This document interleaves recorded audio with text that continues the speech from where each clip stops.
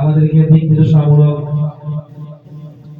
সংক্ষিপ্ত কিছু নসিহত করবেন আজকের এই মজমার প্রধান অতিথি এবং আমাদের সকলের শ্রদ্ধাভাজন ব্যক্তিত্ব হযরত মাওলানা মুস্তাফিজুর রহমান দামাত বারকাতুহু।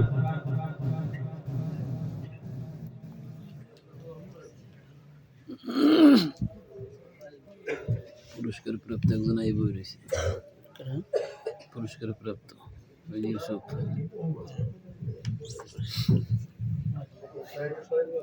পুরস্কার প্রাপ্ত।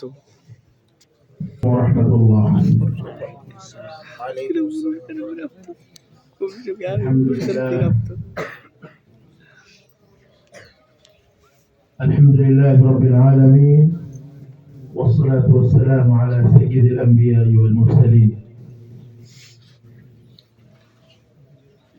خالد إسماعيل حفيظ قومية مدرسة ছাত্রদের উদ্যোগে এই মাহফিল প্রতি বছর আমরা একত্রিত হই।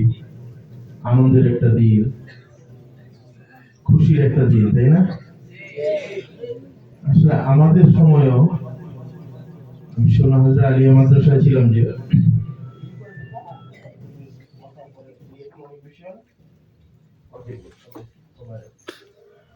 তো সোনাহাজরা আলিয়া মাদ্রাসায় তখন আরো জাঁকজমকপূর্ণ ভাবে 15 দিন ব্যাপী আমাদের রিহার্সাল হইত, প্রতিদিন রিহার্সাল হইত, হইতে হইতে এরপরে মাহফিলের 2 দিন আগে আমাদের এই আনন্দের রাতটা আসতো, যেদিন আমাদের নির্বাচন হইত কে সবচেয়ে ভালো করছে। আলহামদুলিল্লাহ, আপনারা তো ভালো করছেন, যারা তারা তো ফল পাইছেন, পাবেন। এইবারের প্রেক্ষাপটটা আপনাদের কাছে ভিন্ন, বক্তৃতার বিষয় ভিন্ন হয়েছে, কথাবার্তা ভিন্ন হয়েছে। সেই প্রসঙ্গে একটু যোগ করি।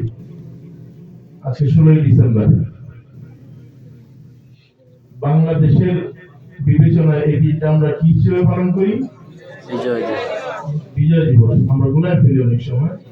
26 মার্চ হচ্ছে আমাদের স্বাধীনতা দিবস, আর 16 ডিসেম্বর হচ্ছে আমাদের বিজয় দিবস।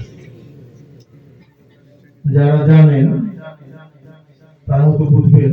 আমি ঢাকা থেকে ফিরতেছিলাম, তো ফোন স্ক্রল করতেছি, ওই সময় দেখলাম ভারতের প্রধানমন্ত্রী নরেন্দ্র মোদী একটা টুইট করছে। এক্স একটা সামাজিক যোগাযোগ মাধ্যম আছে, ফেসবুক যেরকম আছে, একটু ভদ্র সমাজে রাষ্ট্রের বিষয়ে এক্সের ব্যবহারটা খুব বেশি। আগে টুইটার ছিল, এখন এক্স নাম দিচ্ছে।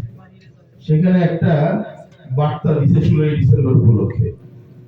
বার্তাটা হচ্ছে, আজকের এই আমাদের মহান বিজয়ের দিন। মোদী বলতেছে তাদের মহান বিজয়ের দিন, বাংলাদেশের না।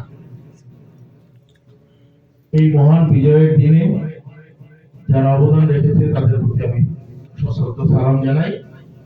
আমাদের দেশের সৈন্যরা, সে বলতেছে ভারতের সৈন্যরা পাকিস্তানের সেনাবাহিনীকে পরাজিত করে আমাদের দেশের ভবিষ্যৎকে মসৃণ করছে, মানে ভারতের ভবিষ্যৎকে। বাংলাদেশের কোনো প্রসঙ্গই নেই তার পরবর্তীতার মধ্যে। তারপর কি বলতে পারে, তাদের পোস্ট দিয়েছে, পোস্টের মধ্যে বাংলাদেশের কোনো প্রসঙ্গই নাই। বুঝাইতে পারছি? আপনারা একটু বড় আছেন, একটু সচেতন আছেন যারা, আমাদের 5 আগস্ট বলি,